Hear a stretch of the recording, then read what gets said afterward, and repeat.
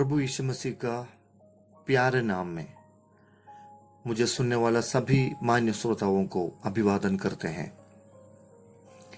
नए दिन की शुभकामनाओं के साथ मैं पास्टर जुनय कुरियाकोस। आज हम दूसरे कुरिन्थियों को पत्री 4 अध्याय पदांश 4 में से पढ़ेंगे। हृदय में ज्योति चमकी। इसलिए कि परमेश्वर ही है जिसने कहा कि अंधकार में से ज्योति चमके, और वही हमारे हृदय में चमका कि परमेश्वर की महिमा की पहचान की ज्योति यीशु मसीह के चेहरे से प्रकाशमान हो। कुछ साल पहले एक प्रचारक से मेरी मुलाकात हुई। वे अपना देश छोड़ के दूसरे देश में प्रभु की सेवा कर रहे थे। उनकी संस्कृति से अलग एक संस्कृति में अनजान भाषा बोलने वालों के बीच में रहकर सेवा कर रहे थे। बातों बातों में मैंने उनसे पूछा, आप अपनी सब सुख सुविधा को छोड़कर ऐसी एक जगह में सेवा करने का कारण क्या है? उनका जवाब मुझे आज भी चौंका देता है। जवाब में उन्होंने कहा, मैं पहले जब इस जगह में आया और यहां के लोगों को ध्यान से देखा, उनकी आंखों में आशाहीन अवस्था थी। चेहरे में कोई मुस्कान नहीं देखा, बल्कि भय और निराशा छाया हुआ था। हमारा चेहरा एक दर्पण की तरह है। यह हमारे दिल की हालात को बताता है। एक व्यक्ति के मन में क्या बीत रहा है वो जानने के लिए उनके चेहरे को देखना काफी है।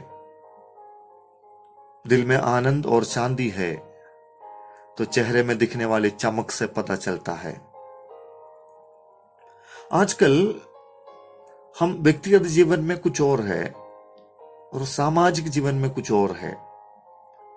हम अपनी असली अवस्था को किसी के सामने दिखाना नहीं चाहता है या बताना नहीं चाहता है। इन दिनों में हमें हमारे मन में एक बदलाव अनुभव करना बहुत जरूरी है। मूसा 40 दिन और रात पर्वत पर परमेश्वर यहोवा के साथ उपवास और प्रार्थना में बिताया। 40 दिन के मधुर संगति में कई व्यवस्थाओं को और आने वाले कल के लिए आज्ञाओं को परमेश्वर ने मूसा को दिया।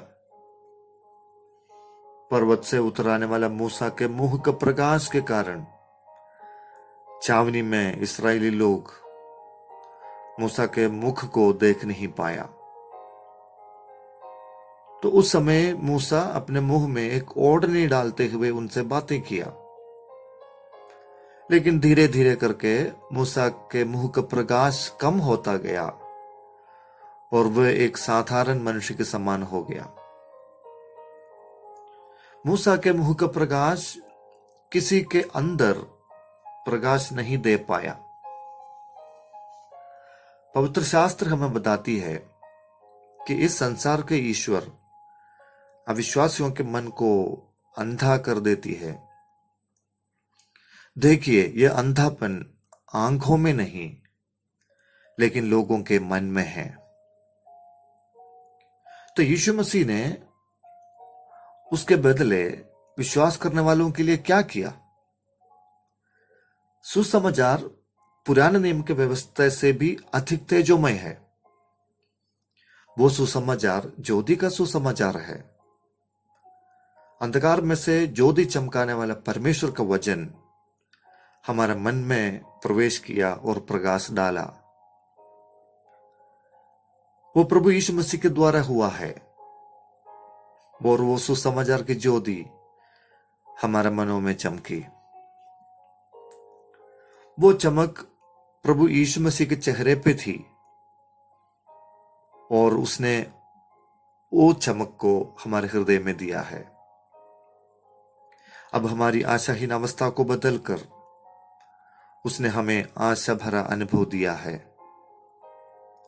अब आप मसीह में एक दूसरे को देखिए, वो मसीह का प्रकाश हमारे मन से, हमारे चेहरे में चमक रहा है।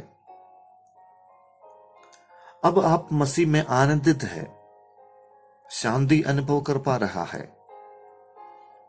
एक बड़ी आशा आपके चेहरे में दिख रही है। आपके अंदर से यीशु ने सारे अंधकार को हटाया और उनकी महिमा को पहनाया है। जो रूबांद्र के पहाड़ में यीशु मसीह के चेहरे में पतरस, याकूब और यूहन्ना ने देखा। मुझे सुनने वाला प्रियो, अब तक आप इस प्रकाश को नहीं पाया,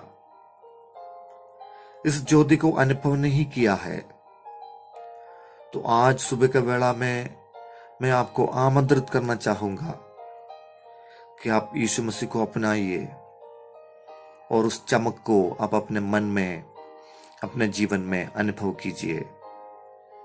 उस यीशु के पास आने के लिए मैं आपको स्वागत करता हूं।